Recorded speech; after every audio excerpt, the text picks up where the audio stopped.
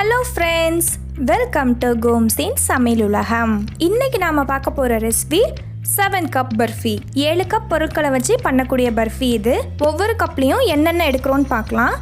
1 cup கடலை மாவு, அப்புறம் 1 கப் நெய், அப்புறமா 1 கப் துருவின தேங்காய், அப்புறமா 1 கப் முந்திரி, பாதாம், வால்நட்டை இந்த மாதிரி பவுடர் பண்ணி வச்சுருக்கேன். அடுத்ததாக 1 கப் பால், கடைசியாக 2 கப் சுகர். ஆக்சுவலி இதில் 3 கப் சுகர் எடுப்பாங்க. அது ரொம்ப ஸ்வீட்டாக இருக்குன்றதுனால நான் 2 கப் சுகரும் 1 கப் நட்ஸும் எடுத்திருக்கேன். இப்போது பர்ஃபி பண்ண ஸ்டார்ட் பண்ணலாம். முதல்ல ஒரு கடாயில் 1 கப் கடலை மாவை சேர்த்துட்டு அதை ட்ரை ரோஸ்ட் பண்ணிக்கலாம். கடலை மாவோட பச்சை வாசனை போகிற வரைக்கும் இதை சிம்மில் 5 to 10 minutes வரைக்கும் ஃப்ரை பண்ணிக்கலாம்.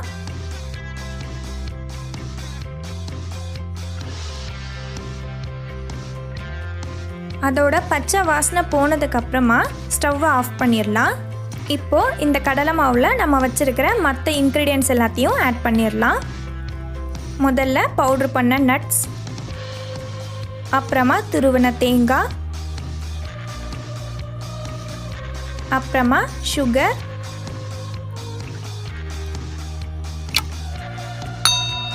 அப்புறமா பால், கடைசியாக நெய் எல்லாத்தையும் சேர்த்துட்டு நல்லா கலந்துடலாம். கட்டி எதுவும் இல்லாத மாதிரி கலந்துடணும்.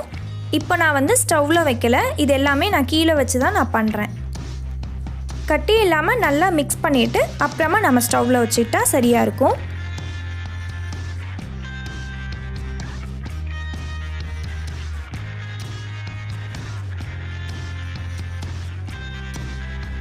நல்லா மிக்ஸ் பண்ணியாச்சு.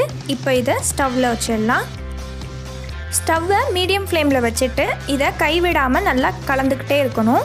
இந்த மாதிரி முதல்ல சேர்த்துருக்கிற சுகர் எல்லாம் மெல்ட் ஆகி தண்ணி மாதிரி ஆகும். அதுக்கப்புறமாட்டி தான் இறுக ஆரம்பிக்கும். ஒரு 15 நிமிஷம் கழித்து நல்லா கெட்டியாக ஆரம்பிச்சிருச்சு. இது ரெடியாகிறதுக்கு குறைஞ்சது 30லேருந்து 40 நிமிஷம் வரைக்கும் எடுக்கும். கைவிடாமல் அவ்வளோ நேரம் நம்ம மிக்ஸ் பண்ணிகிட்டே இருக்கணும்.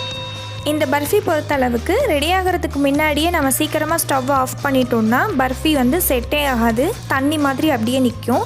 இப்போது ஒரு 30 மினிட்ஸ் ஆகிருக்கு. சைட்லலாம் லைட்டாக நெய் பிரிஞ்சு வர ஆரம்பிச்சிருக்கு. இன்னும் கொஞ்சம் நேரத்தில் இது ரெடி ஆகிடும். அதே மாதிரி இந்த பர்ஃபி ரெடி ஆனதுக்கப்புறம் நம்ம ரொம்ப நேரம் ஸ்டவ்வில் வச்சிட்டோம் அப்படின்னா அப்படியே இந்த கடாயிலேயே செட் ஆயிரும். இப்போது ஒரு 40 மினிட்ஸ் கழித்து ரெடி ஆயிடுச்சு. இப்போ இதில் 1 டீஸ்பூன் ஏலக்காய் தூள் சேர்த்துட்டு கலந்துடலாம்.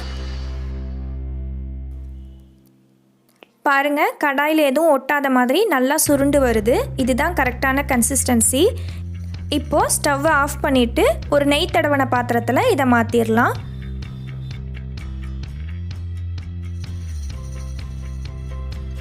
நான் இந்த மாதிரி மோல்டில் பட்டர் பேப்பர் வச்சு வச்சுருக்கேன். இதில் இப்போ சேர்த்துட்டு லைட்டாக ப்ரெஸ் பண்ணி விட்டுறலாம்.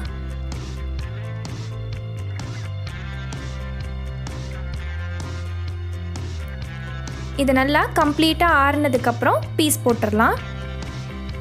அவ்வளோதான், சூப்பரான 7 கப் பர்ஃபி செம்மையாக ரெடி பண்ணியாச்சு. கண்டிப்பாக நீங்களும் உங்கள் வீட்டில் ட்ரை பண்ணுங்கள். உங்களுக்கு இந்த வீடியோ பிடிச்சிருந்தா கோம்ஸின் சமையல் உலகம் சேனலுக்கு சப்ஸ்கிரைப் பண்ணுங்கள். அப்படியே அந்த பெல் ஐகானையும் கிளிக் பண்ணுங்கள். தேங்க்யூ ஃபார் வாட்சிங். சுவை மனம் எங்கும் பரவட்டும்.